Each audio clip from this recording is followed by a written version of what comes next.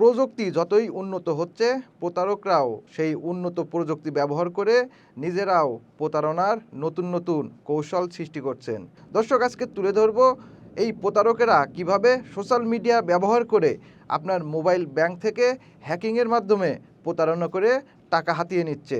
সচরাচর ফেসবুকে বিভিন্ন ধরনের পোস্ট দেখা যায়, তবে একটি পোস্ট শুরুতেই চোখে পড়ে। সেটি হলো অনেকগুলো টাকার ছবি দিয়ে পোস্ট করা হয়েছে। সেখানে লেখা আছে এই টাকাগুলো আপনাদেরকে দেয়া হবে, আপনাদের বিকাশ এবং নগদ নাম্বার দিন। আর এই টাকার লোভে অনেকেই সেই পোস্টে কমেন্টসে নিজের মোবাইল ব্যাংকিংয়ের নগদ অথবা বিকাশ নাম্বারগুলো দিয়ে আসছেন, যেটি উন্মুক্ত প্ল্যাটফর্ম। সেখান থেকে যে কেউ আপনার নাম্বারগুলো কালেকশন করতে পারে। আর প্রতারকরা দেখে দেখে এইসব নাম্বারগুলো কালেকশন করে আপনাকেই ফোন দিচ্ছে। কিভাবে ফোন দিচ্ছে এবং কিভাবে আপনার টাকা হাতিয়ে নিচ্ছে, এই প্রতারক চক্র যে পোস্টে আপনি কমেন্টস করেছেন সেই পোস্টটি আগে নেবে, তারপরে সেখান থেকে আপনার নাম্বারগুলো কালেকশন করবে। নাম্বার কালেকশনের পরে সেই পোস্টের রেফারেন্স দিয়ে আপনাকেই ফোন দিচ্ছে। সেখানে বলা হচ্ছে আপনি অমুক পেজে বা অমুক পোস্টে কমেন্টসে আপনার নাম্বার দিয়েছিলেন, আপনি তো অনেকগুলো টাকা পেয়ে গেছেন, আর আপনাকে এই টাকাগুলো পাওয়ার জন্য একটা কাজ করতে হবে। কি কাজ করতে হবে? সেটি হলো আপনার নাম্বার ভেরিফিকেশন করার জন্য আমরা একটি ওটিপি পাঠাবো আপনাকে, যেই ওটিপি নাম্বারটি আমাদেরকে দিতে হবে। আর এই প্রতারক চক্রের ফাঁদে পড়ে আপনি সেই ওটিপি নাম্বারগুলো দিয়ে দিচ্ছেন, আর মুহূর্তের মধ্যেই এই প্রতারক চক্র আপনার নাম্বার হ্যাকিং করে আপনার মোবাইল ব্যাংকিংয়ে থাকা টাকাগুলোও তারা নিয়ে যাচ্ছে।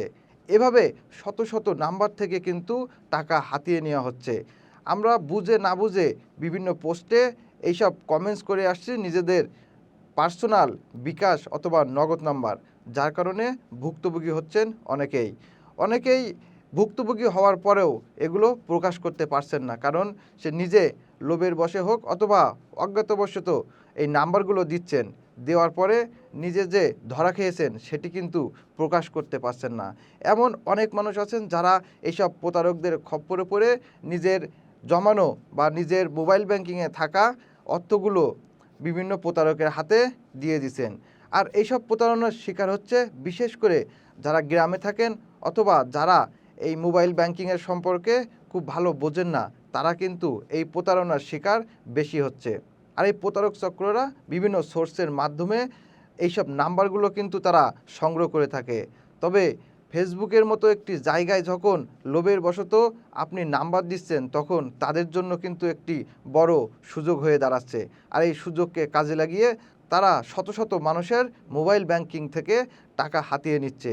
তাই সকলের উদ্দেশ্য বলবো, এখনই সচেতন হন। সোশ্যাল মিডিয়ায় এসব ভুয়া পোস্টে আপনাদের পার্সোনাল মোবাইল ব্যাংকিং নাম্বারগুলো ব্যবহার করবেন না। এবং বারবার এসব মোবাইল ব্যাংকিং সেবা থেকে বলা হচ্ছে আপনাদের ব্যক্তিগত কোনো পিন নাম্বার কাউকে শেয়ার করবেন না।